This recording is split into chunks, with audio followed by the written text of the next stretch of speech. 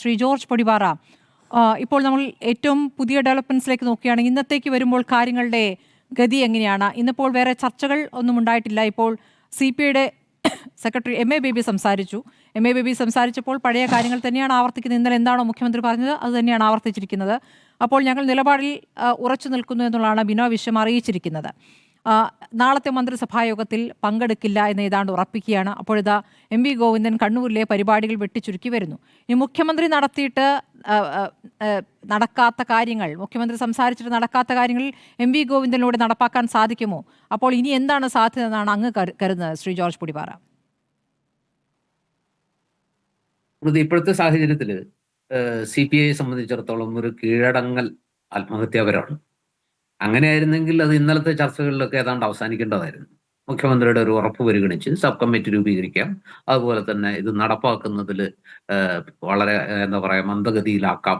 ആദ്യം പദ്ധതി സ്വീകരിക്കുന്നു, അതിന്റെ പണവും വാങ്ങുന്നു, പക്ഷെ അത് യഥാർത്ഥ രീതിയിൽ നടപ്പാക്കുന്നത് വളരെ മെല്ലപ്പോക്ക് നയം അല്ലെങ്കിൽ അങ്ങനെ ഒരു രീതി സ്വീകരിക്കാം എന്നൊക്കെ ഉള്ള ഒരു ഒത്തുതീർപ്പ് ഫോർമുലയാണല്ലോ ഇന്നലത്തെ രഞ്ജന ചർച്ചയിൽ വന്നത്. ഇത് തങ്ങൾക്ക് സ്വീകാര്യമല്ല എന്ന് CPI ഇന്നലെ തന്നെ വ്യക്തമാക്കി. അവർ എക്സിക്യൂട്ടീവ് യോഗവും സെക്രട്ടേറിയറ്റ് യോഗവും ഒക്കെ അക്കാര്യത്തിൽ ഈ രീതിയിലുള്ള ഒരു വിട്ടുവീഴ്ച അല്ലെങ്കിൽ ഇത്തരത്തിലുള്ള ഒരു നിർദ്ദേശം ഞങ്ങൾക്ക് സ്വീകാര്യമല്ല. ഇവിടുത്തെ പ്രശ്നം ഇപ്പോ ശ്രീ ജയചന്ദ്രൻ പറയുന്ന കാര്യങ്ങൾ ആണോ യഥാർത്ഥത്തിൽ ഇവിടെയുള്ള പ്രശ്നം? ഇത് CPI-യെ സംബന്ധിച്ചിടത്തോളം അടിസ്ഥാനപരമായിട്ട് ഒരു കമ്മ്യൂണിസ്റ്റ് പാർട്ടി എന്നുള്ള നിലയ്ക്ക് ഈ പറയുന്ന നാഷണൽ എഡ്യൂക്കേഷൻ പ്രോഗ്രാം, ഈ ദേശീയ വിദ്യാഭ്യാസ നയം എന്ന് പറയുന്നത് ഒരു കമ്മ്യൂണിസ്റ്റ് പാർട്ടി എന്നുള്ള നിലയ്ക്ക് അല്ലെങ്കിൽ ഇടതുമുന്നണിയുടെ ഭാഗം എന്നുള്ള നിലയ്ക്ക് സ്വീകാര്യ അല്ല എന്നുള്ളത് അവരുടെ ഖണ്ഡിതമായ നിലപാടാണ്. അവർ മുമ്പേ മുതൽ പറഞ്ഞിരുന്നത് അതാണ്. അവർ പറഞ്ഞിരുന്നത് തന്നെയാണ് ഇതുവരെ CPM-ഉം പറഞ്ഞിരുന്നത്. ഇത് മന്ത്രിസഭാ യോഗത്തിൽ എന്താ പറയാ പ്രത്യേക അജണ്ടയായിട്ട് വന്നോ? അതല്ല. മന്ത്രിസഭാ യോഗത്തിൽ അജണ്ടയായിട്ട് തന്നെ വന്നോ? ഇതൊന്നും അല്ല. അതൊക്കെ വെറും സാങ്കേതികമായ വിഷയങ്ങളാണ്. ഈ രണ്ട് കമ്മ്യൂണിസ്റ്റ് പാർട്ടികളും ഇപ്പോൾ ഇവർ അധികാരത്തിൽ വന്നിട്ട് ഈ പ്രശ്നം ഇത് വന്നിട്ട് തന്നെ എത്ര നാളായി? അന്നൊന്നും ഇത് സ്വീകരിക്കാതിരുന്ന, അന്ന് ഇത്രമാത്രം സാമ്പത്തിക നേട്ടം ഉണ്ടെന്നുണ്ടെങ്കിൽ അന്നേ ഇത് ആക്സെപ്റ്റ് ചെയ്യാമല്ലോ. ഇത്രത്തോളം നിർദോഷവും നിഷ്കളങ്കവും, വേണമെങ്കിൽ പണം മാത്രം വാങ്ങിയിട്ട് സൗകര്യം പോലെ കരിക്കുലം നടപ്പാക്കിയാൽ മതി. 3 വർഷത്തെ പാഴാക്കിയല്ലോ, അതിന്റെ കണക്കും പറഞ്ഞിട്ടുണ്ട്, നഷ്ടപ്പെട്ടു പോയ കോടികളുടെ.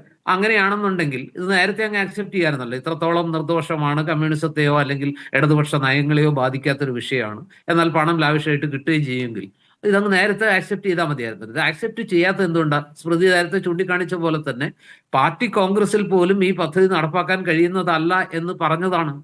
ദേശീയ നയത്തിൽ അതുപോലെ പാർട്ടിയുടെ പോളിറ്റ് ബ്യൂറോയിലും ഇതേ വിഷയത്തിൽ അല്ലെങ്കിൽ അഖിലേന്ത്യാ തലത്തിൽ തന്നെ പാർട്ടി എടുത്തിരിക്കുന്ന നിലപാട് ഇത് നമുക്ക് ആക്സെപ്റ്റ് ചെയ്യാൻ പറ്റുന്നതല്ല. കാരണം ഇതിനകത്ത് ഒരു ഹിഡൻ അജണ്ടയുണ്ട്. BJP-യുടെയും സംഘപരിവാറിന്റെയും RSS-ന്റെയും ഒക്കെ എന്താ പറയാ, നേരത്തെ KN ഖാദർ വളരെ വ്യക്തമായിട്ട് പറയണ്ടായി. അദ്ദേഹം വളരെ വളരെ തന്മയത്വത്തോടെ വളരെ ആധികാരികമായിട്ട് അതിന്റെ ലക്ഷ്യങ്ങളെ കുറിച്ച് പറഞ്ഞു. ഇത് ഈ മേഖലയിൽ മാത്രമല്ല, മറ്റെല്ലാ മേഖലയിലും, അതായത് 3 വയസ്സ് മുതൽ 18 വയസ്സ് വരെയുള്ള കാലഘട്ടത്തിൽ കുട്ടികളെ ക്യാച്ച് ദം യങ്, അത് ലോകവ്യാപകമായിട്ടുള്ള ഒരു തിയറിയാണല്ലോ. സ്പോർട്സിൽ മാത്രമല്ല, രാഷ്ട്രീയത്തിലും ക്യാച്ച് ദം യങ്. അവർ ഒരു പ്രത്യയശാസ്ത്രത്തിന്റെ അല്ലെങ്കിൽ ഒരു തത്വശാസ്ത്രത്തിന്റെ ഒരു രാഷ്ട്രീയ കാഴ്ചപ്പാടിന്റെ ഒക്കെ ഭാഗമാക്കി അവരെ ചെറുപ്പത്തിലേ തന്നെ അതിനാനുപാതികമായിട്ട് ഒന്നുകിൽ വലിയ ദേശീയത അങ്ങനെയൊക്കെയുള്ള പലതിലേക്കും ആകർഷിച്ച് അവരുടെ മനസ്സിനെ സ്വാധീനിച്ച് പരുവപ്പെടുത്തിയെടുക്കുന്ന ഒരു പ്രത്യേകതരം രീതിയാണ് ഈ വിദ്യാഭ്യാസ നയം എന്നൊക്കെ പറയുന്നത്. അപ്പോൾ അങ്ങനെയൊക്കെ ഉള്ള ഒരു സാഹചര്യത്തിൽ ഈ പറയുന്നതൊക്കെ സാധ്യമാണെന്നുണ്ടെങ്കിൽ എന്തുകൊണ്ട് നേരത്തെ നടപ്പാക്കിയില്ല? ഇവിടുത്തെ അടിസ്ഥാന പ്രശ്നം CPI സംബന്ധിച്ചിടത്തോളം യഥാർത്ഥ പ്രശ്നം എന്ന് പറയുന്നത് അവർ വളരെ വ്യക്തമായി പറഞ്ഞു കഴിഞ്ഞു. 2 കാര്യങ്ങളാണ് പറഞ്ഞത്. 1, ഞങ്ങളെ ഇരുട്ടിൽ നിർത്തി. 2, ഇതെന്ത് സർക്കാരാണ്? അതിന്റെ കൂട്ടത്തിൽ ഇത് എന്ത് മുന്നണിയാണെന്ന് കൂടി ചോദിക്കേണ്ടതായിരുന്നു. കാരണം ഇത്രയും നിർണായകമായ, ഇതിനു മുമ്പ് പലവട്ടം നടപ്പാക്കില്ല, നടപ്പാക്കാൻ പാടില്ല, നടപ്പാക്കാവുന്നതല്ല എന്ന് ഖണ്ഡിതമായി പലവട്ടം ആവർത്തിച്ചിട്ടുള്ള ഒരു വിഷയത്തിൽ ഒരു തീരുമാനമെടുത്ത് ഇതിൽ ഒപ്പിടുന്ന സമയത്ത് ആ മുന്നണിയുമായിട്ടൊന്ന് ആലോചിക്കുക, ആ മന്ത്രിസഭാ യോഗത്തിൽ ചർച്ച ചെയ്യുക. ഇത് രണ്ടും നടക്കുന്നില്ലെങ്കിൽ ശ്രീ ബിനോയ് വിശ്വം ചോദിച്ച ചോദ്യം വളരെ പ്രസക്തല്ലേ?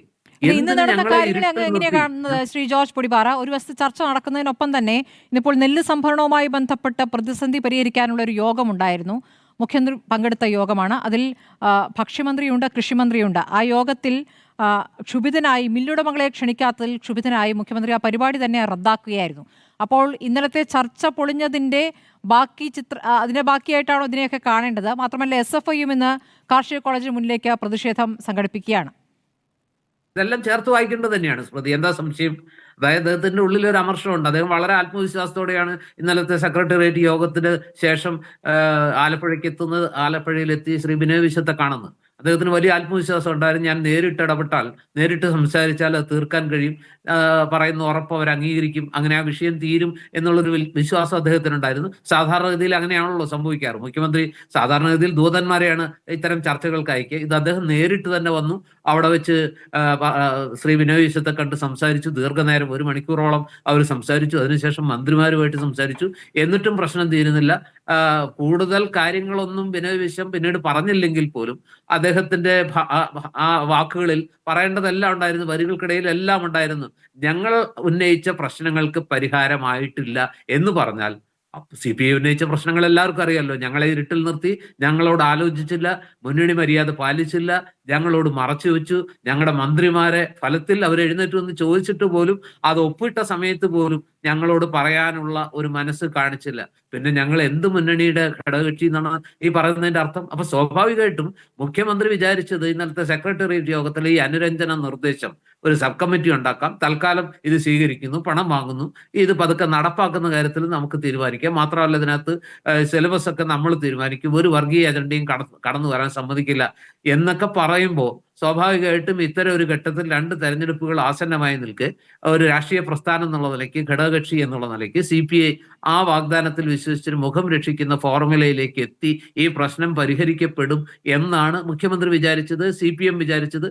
നാളിതുവരെയുള്ള അവരുടെ അനുഭവവും പലപ്പോഴും ചുരുക്കം ചില സന്ദർഭങ്ങളിൽ ഒഴികെ, മന്ത്രി തോമസ് കെ തോമസിന്റെ കാര്യത്തിലൊക്കെ, ആ ഘട്ടത്തിലൊക്കെ ഒഴികെയുള്ള കാര്യങ്ങളിലൊക്കെ, സന്ദർഭങ്ങളിലൊക്കെ CPI വഴങ്ങി കൊടുത്തിട്ടുണ്ട്. പക്ഷെ ഇവിടെ CPI നമ്മൾ അഭിനന്ദിക്കേണ്ടതുണ്ടെന്നാണ് ഞാൻ വിചാരിക്കുന്നത്. അവർക്കൊരു നിലപാടുണ്ട്. ആ നിലപാടിൽ അവർ ഉറച്ചു നിൽക്കുന്നു. കാരണം അവരുടെ പാർട്ടി സെക്രട്ടേറിയറ്റിന്റെ തീരുമാനമാണ്, അവരുടെ സംസ്ഥാന എക്സിക്യൂട്ടീവിന്റെ തീരുമാനമാണ്, ദേശീയ നേതൃത്വത്തിന്റെ തീരുമാനമാണ്.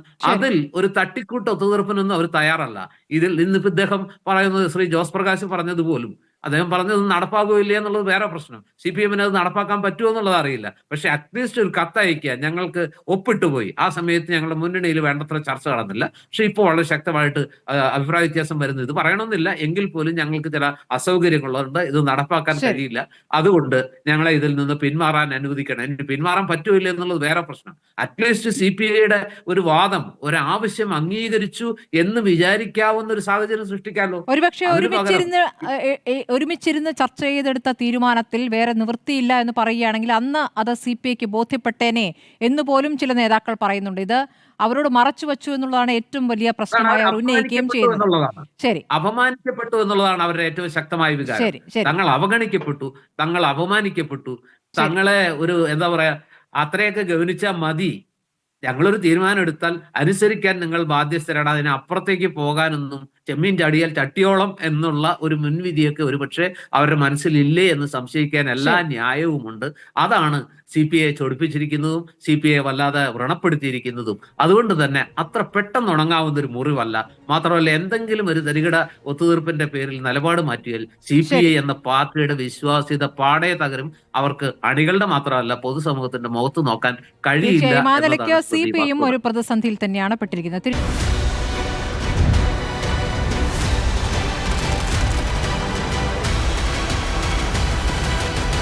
ഡിബേറ്റ് വിത്ത് സ്മൃതി പരുത്തിക്കാട്.